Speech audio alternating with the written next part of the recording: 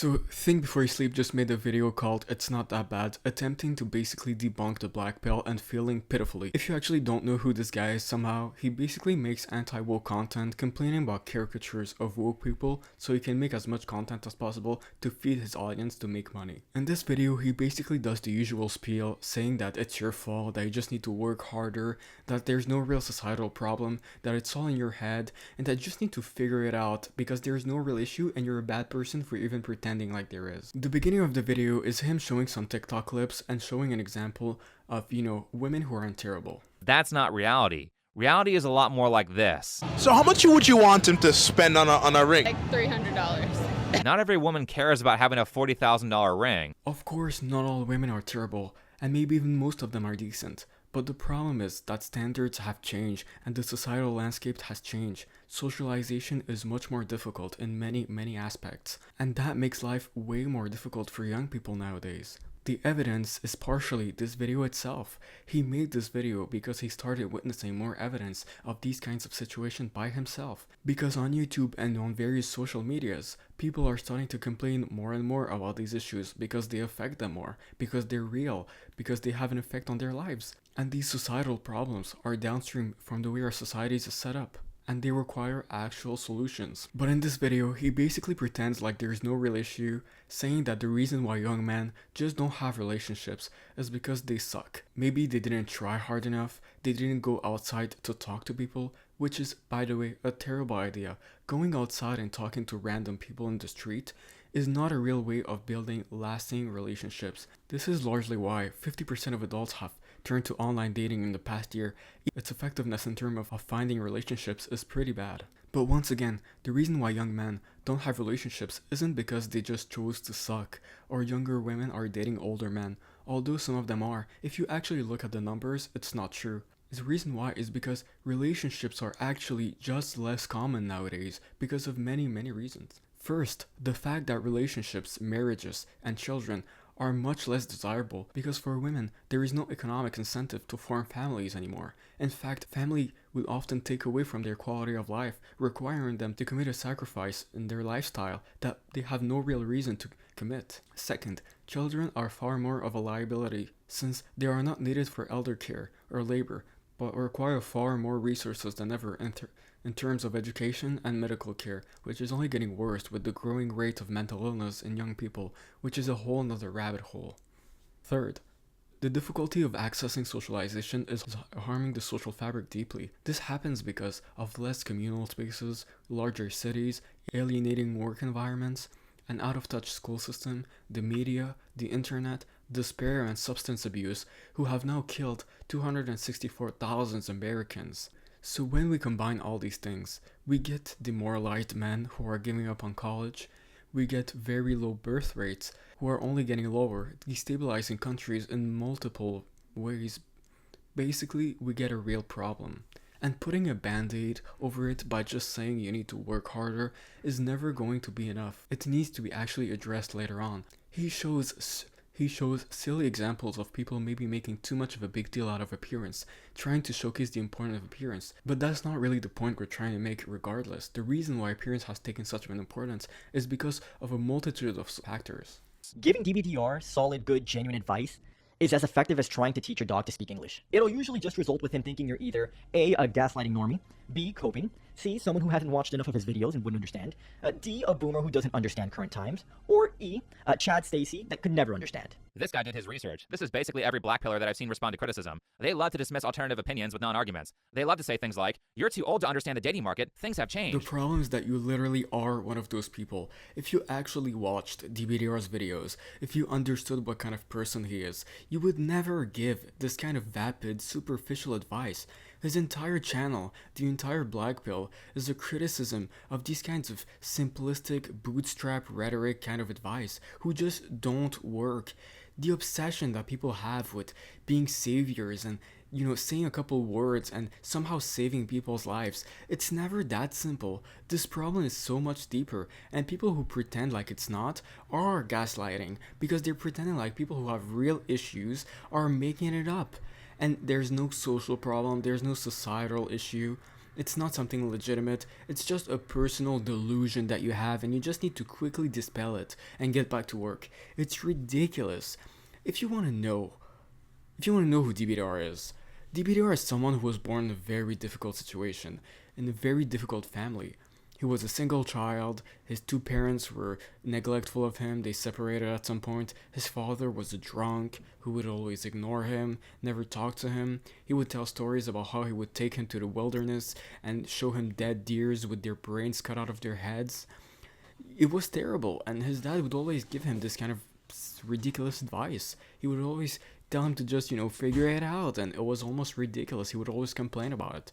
He just hadn't, he was an extremely unreliable person who was never here for them, who was never here for him. His mother was an extremely anxious person who was always, telling him to do something, telling him to move, stressing him out, passing her anxiety onto him, always helicoptering him, making it very difficult for him to individuate, trying to follow him around, but, never truly helping him, only making him panic about his situation, never really supporting him.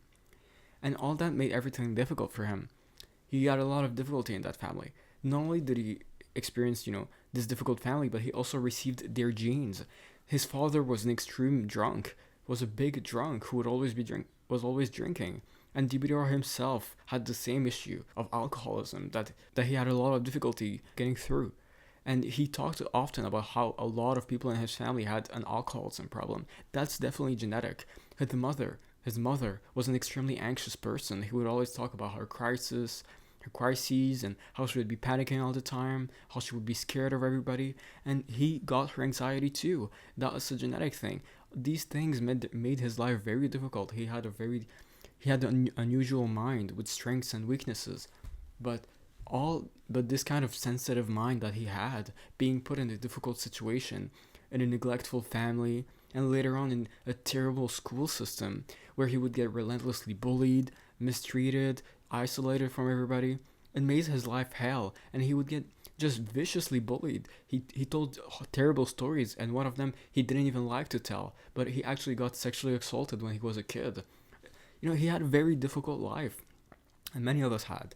And, having so much baggage, having so many difficulties in a society that is already geared against you, that is where it's already difficult to make friends, have a social circle, meet healthy people, have a community, have partnerships, find fulfilling jobs, that made everything so much more difficult for him.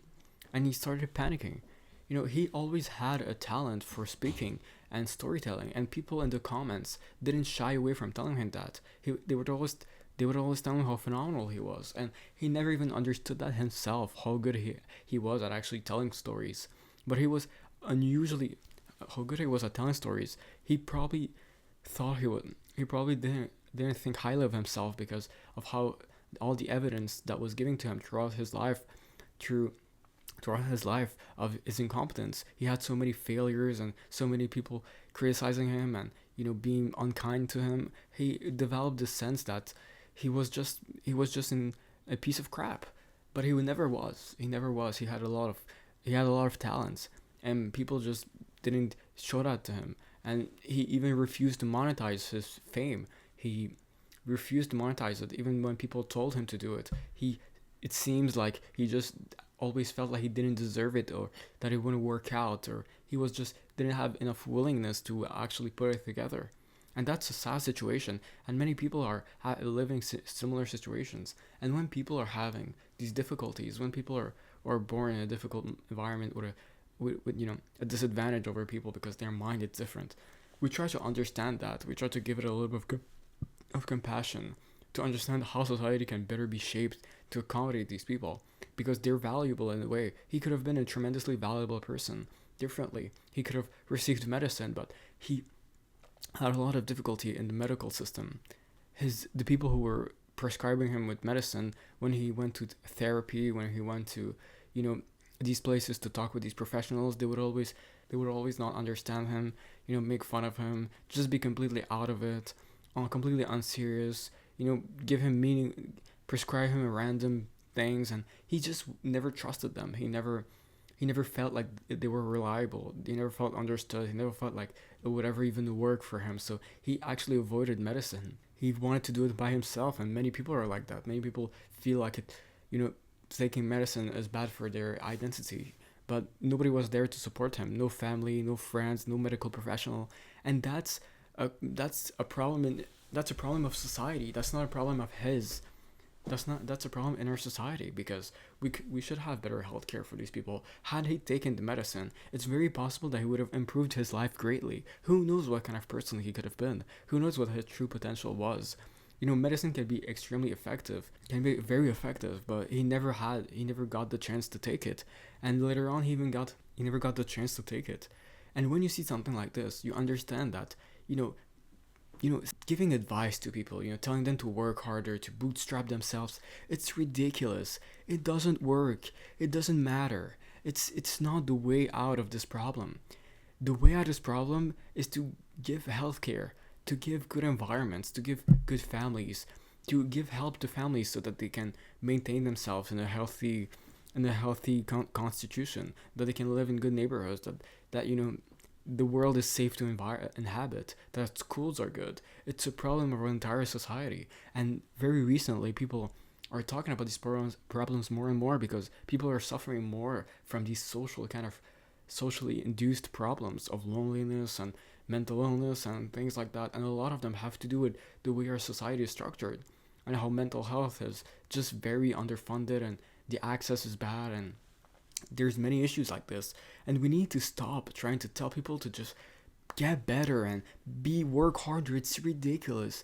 There is no such a thing. You're not gonna save people by reminding them to work harder. It's not like they forgot. The real solution is to actually make changes in our societies. But people are just too lazy. People just want to tell people just want to, maybe, there's maybe some goodwill in that they just want to save people from falling down the abyss. They don't want people to get too negative, so they want to encourage them. I'm sure that's part of it, but at some point we need to acknowledge that there's also broader issues, and we need to talk about it as people. That's my message. And DBDRO nowadays, if you wonder where he is, his channel got deleted, and we don't know where he is. We don't know what happened to him. He essentially lost everything. The last time we heard from him, he was getting kicked out of his house. He was gonna live in his car. He didn't have family. He didn't have money. He didn't have a job. And who knows where he is now. And this is just another lost soul that is being used as a prop in this video, sadly. And we should learn from this, I think. Then I began to think more about Blackpill creators in general, and the reasoning behind why Blackpill creators like DBDR were popular in that community, and why so many people watch the I'm a 35-year-old virgin videos. I think it's because hearing other people's stories about how they're going through the same things makes them feel better.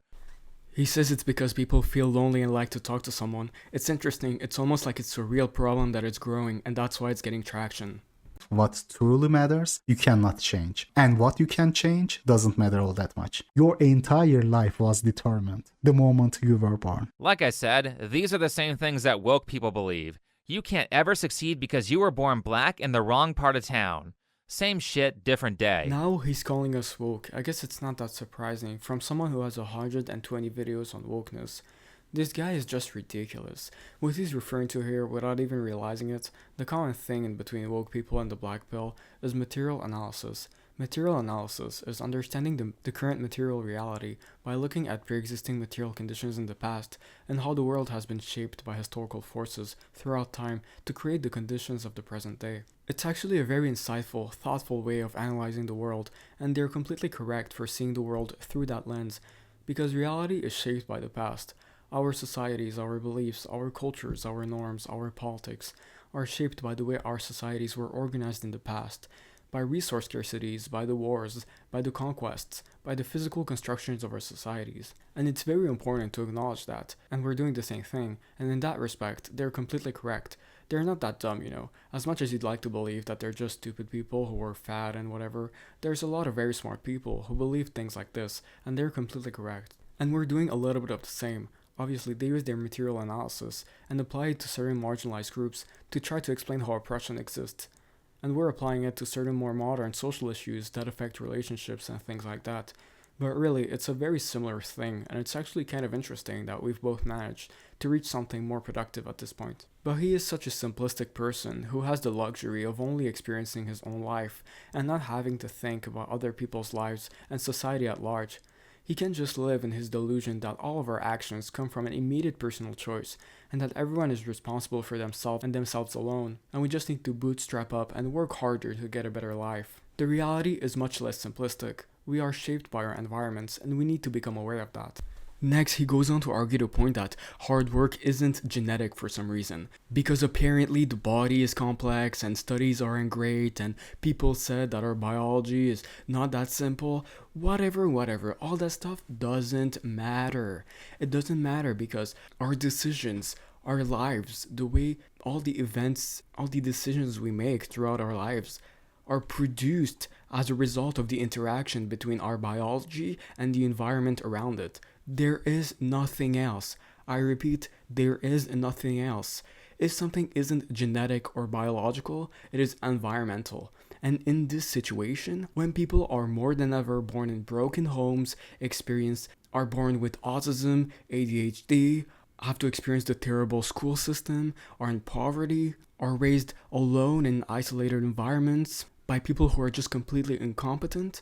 When you live in an environment like these and you grow up in an environment like these, what is even left to save you? The only thing left is genetics, is your natural aptitudes that could save you out of this problem. But many people don't have that. In fact, they have problems and they need help, they need support, but they don't have it. This entire point is a waste of time trying to argue about biology and how the body is complex and how it's not that simple that one factor would affect the entire decision making or so on. None of that matters. People are making decisions as a result of their physiological reactions, as a result of their neurological processes, as a result of their childhoods, their environment, how they were raised, how their parents treated them, what schools they went to, what were their zip codes, their socioeconomic status.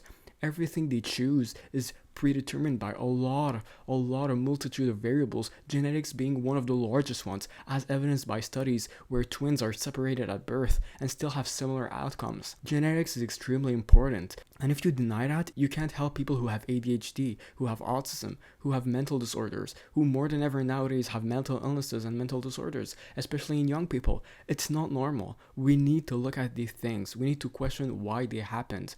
We need to question what we need to do to change people's environment when they're young so that they can grow up to be better people, so we can accommodate these difficulties that people are having nowadays. We can't just tell them to get better, try harder, pretend like there's no problem. We need to acknowledge these issues for real. And whether you believe in determinism or free will doesn't exactly matter. We make decisions, but we make them because the world led us to make them, and we need to help ourselves make better decisions in the future. But basically, I watched him say that if he ever gets a girlfriend, then he's a sellout and not a true blackpiller.